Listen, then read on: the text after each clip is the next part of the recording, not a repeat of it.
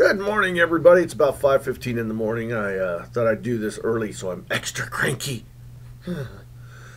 I got this friend Corey, and to say he's my friend is odd. I don't necessarily know that we're friends. Uh, I don't really think I have any friends. I can stand most people for about 30 minutes, and that's about it. And Corey and I can stand each other for about 35. So there you go. If that's what you call a friend, I guess he's my friend. He's like a uber mathematician. When you see those big chalkboards in movies that's got these giant math problems with all the squiggly lines and stuff. He's one of those assholes that I think came up with the squiggly lines and actually convinces people that he knows what they mean or something. So anyways, he's a big mathematician. Which gets us to the point of this story, and this is the ugly truth about Olive Garden.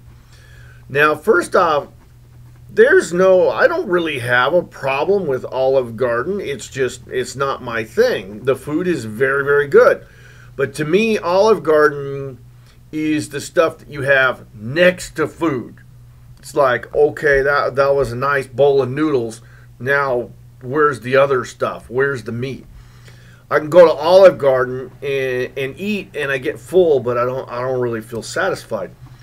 To me, Olive Garden is like chick food, or food that secretaries go have when they're pretending to diet or something. Even though these heavy cream sauces and stuff and pasta, not exactly diet food.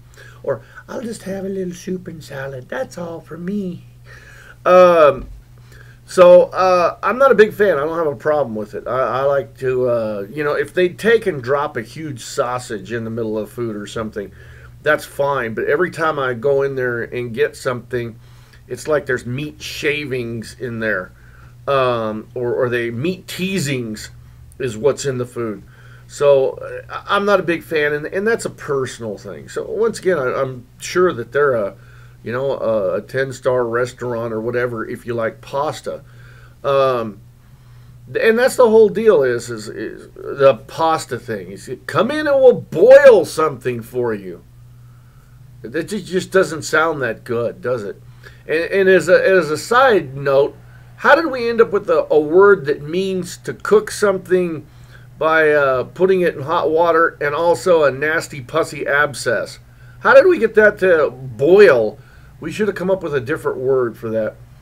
But that's something entirely off the deal.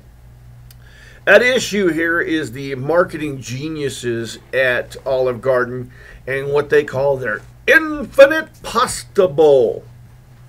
Now, you can imagine a mathematician who is a friend of mine, which means that that I can be a real dick. So if he's a friend of mine, he must also have the capability of being a real dick too. So the dick mathematician goes into Olive Garden. Now this is sounding like a joke. And he takes issue with the waitress, which, okay, this poor lady, she brings people food. That's what she does. She doesn't do complex math. If so, she wouldn't be at Olive Garden. So he takes issue with the fact that they have the infinite pasta bowl.